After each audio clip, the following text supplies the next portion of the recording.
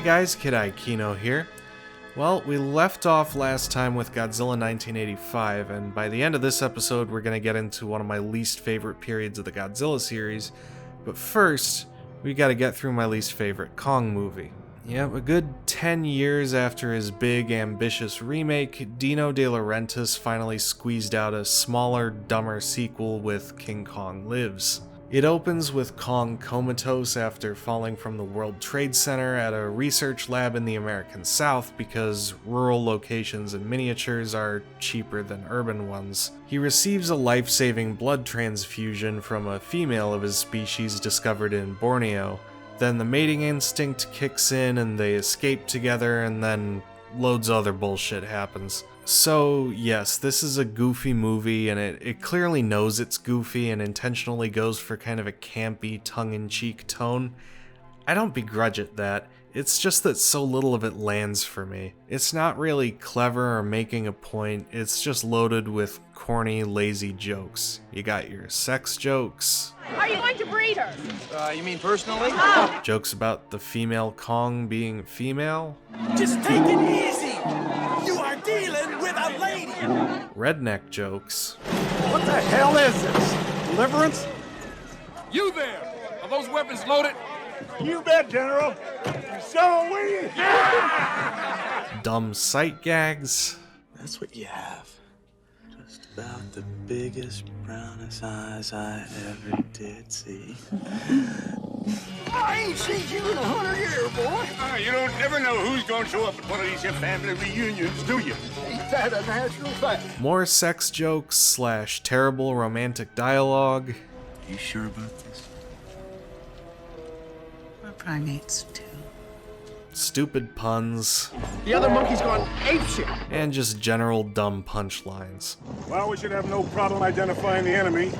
They're approximately 50 feet tall, wearing their birthday suits. The overall approach here could work, but it's just done in the laziest possible way. Add to that some weird Star Wars holiday special vibes and special effects that aren't bad enough to be funny, but just bad enough to be unimpressive next to the first film, and you've got a Kong movie that isn't offensively terrible, but just brings very little to the table. After that, though, we've got Toho's follow-up to The Return of Godzilla and the first Godzilla film of the Heisei era, Godzilla vs. Violante. I know I mentioned earlier that the Versus series is far from my favorite period of Godzilla films, but I have to admit, this film showed a lot of promise. I think it's kind of like Godzilla against Mechagodzilla, where you've just got a variety of things that align really, really well just once, in a way that was just really difficult to replicate. Like its predecessor, it engages more with global politics and economics than most of the Showa era films, but it's very much its own thing, no doubt thanks to the new talent involved, particularly writer-director Kazuki Omori and the story by Shinichiro Kobayashi, a longtime fan but an industry outsider who entered a contest held by Toho to gather ideas after The Return of Godzilla kind of underperformed at the box office. Kobayashi's concept incorporates the relatively new science of genetic engineering to give Godzilla a unique opponent with plant and animal traits, and which undergoes a series of transformations which would become a staple of the next several films. This story was developed over 3 years into a screenplay by Omori, a guy with a clear admiration for slick, well-crafted Hollywood blockbusters. As a result, a story outline brimming with new ideas like genetic engineering, transformations, and ESP becomes a breathless film with a number of subplots, including the addition of James Bond-style action and intrigue with industrial spies, foreign assassins, and futuristic weapons like the Thunder Control System.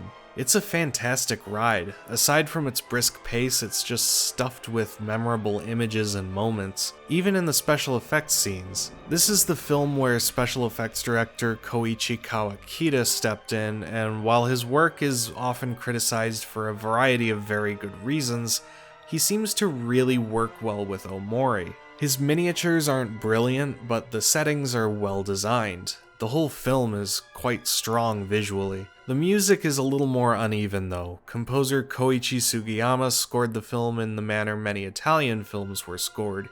He wrote and recorded a number of long pieces or suites for various moods, motifs, and characters without ever seeing a frame of the film, and the director placed excerpts from these suites wherever they were needed. There are predictably scenes where it doesn't quite work, but the music itself is very good, with an often frenetic and urgent tone that suits Omori's pace and the busy, action-packed script quite well.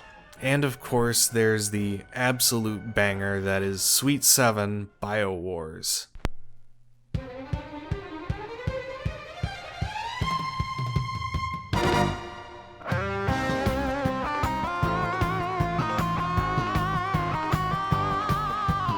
To be clear, Violante isn't as thoughtful an exploration of its themes as The Return of Godzilla was, but it's a good, tight, well-made action film, and I think its long development helped with that. The next film, Godzilla vs. King Ghidra, wasn't quite so lucky, especially with Toho now insisting on marketable monster opponents for Godzilla, after Violante wasn't exactly a box office smash either. This one's similarly dense with ideas, time travel, androids, laser guns, and homages to Hollywood films like the Terminator series, and, well... You can tell your son about it when he's born, Major Spielberg. Sir, yes, sir! However, I think a little more time in development would have helped the plot. The script itself seems unsure of what the rules of time travel are, and then you've got the characters. A handful of somewhat superfluous characters in a special effects film like this isn't really unforgivable, but ideally, usually you don't want the protagonist to be one of them. At least he's charismatic. Make my day! The themes in this one are a bit muddled as well. To say nothing of its frankly alarming reverence for the Imperial Japanese Army, it's not really clear what it's trying to say about the connection between Godzilla, Japan as a nation, and the post-war economic miracle, even though it's clearly preoccupied with these things. On the other hand though, while it's not as dazzling as Violante, there are still some great images here. I love the shots of the time machine shrouded in fog, and there are plenty of really ambitious effects shots here. Sadly, Kawakita kinda lets the air out of some of these, like these dogfight scenes featuring a completely stiff and motionless King Ghidra. And then there's stuff like this. Akira Ifukube returns to score this one after sitting out the last two. Apparently he didn't care for how BioWars quoted his Godzilla theme. I've been critical of his later Godzilla scores before, but here it feels kind of appropriate as an accompaniment for the return of a classic Showa villain. Godzilla vs. King Ghidра's questionable politics generated some controversy abroad, even as it remained unreleased in the US until 1998. I do wonder if that was why Omori was replaced as director by Takao Okawara for the next film, Godzilla vs. Mothra. Omori was kept on as a screenwriter, and his influence does show in the Indiana Jones homage early in the film, but the characters this time around are an improvement on King Ghidра's. The dynamic between Takuya and Masako is interesting, and Ando is good comic relief as a dedicated salaryman. This film feels like it really looks to the early 60s Godzilla films for inspiration.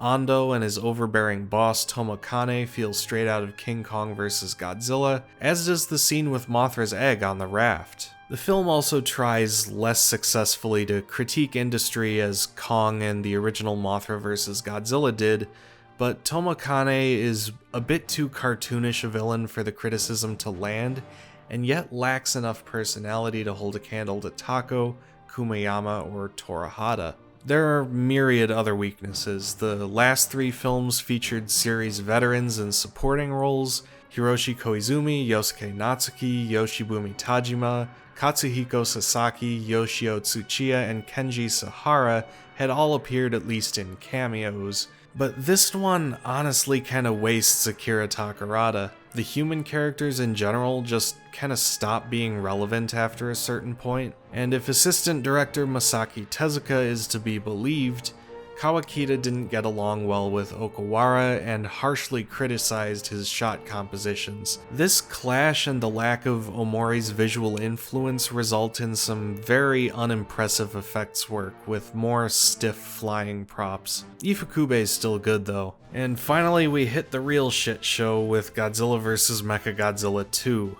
Omori's fully out of the picture now, with Wataru Mimura taking over screenwriting duties. I can actually see some elements here that he'd do a lot better 9 years later in Godzilla vs. Mechagodzilla, particularly a few half-formed philosophical musings about life and a doofus male lead working on Mechagodzilla who pursues a female colleague. Kazuma Aoki isn't a sympathetic widower putting himself out there while trying to raise a sensitive and troubled child, though. He's just an obnoxious, pushy nerd. Kawakita seems asleep at the wheel again, with another bad flying monster, more lazy compositing over location B-roll, badly misaligned cell animations, and the awful countryside set Godzilla's walking through for a decent stretch of the film. Again, Kawakita's miniatures were never great, but at least in Violante they looked like they could actually be models of real places. This is a floor with obstacles strewn around it. It doesn't even look like the nondescript landscape you saw in Godzilla vs. Megalon. It's closer to the sort of minimal set you might see in Super Sentai, and they stage more entertaining monster and mech fights on those. Even Ifukube doesn't seem like he's feeling it. We get an okay new Mechagodzilla theme, but there's so much rote repetition of older themes without even interesting new arrangements, especially for Godzilla and Rodan. This might just be my least favorite Godzilla film. I do not enjoy it, it just sucks. And as much as I hate to leave off on that note, that's it for today. Next time we've got a little more variety. Aside from finishing out the Versus series, we've got the first 2 episodes of Shusuke Kaneko's Gamera trilogy, plus Rebirth of Mothra. Until then, thanks for watching, and huge thanks to my patrons, especially Exploder Button, John Paneer, and Ryan Clark. You can become a patron at the link in the description. I'll see you next time.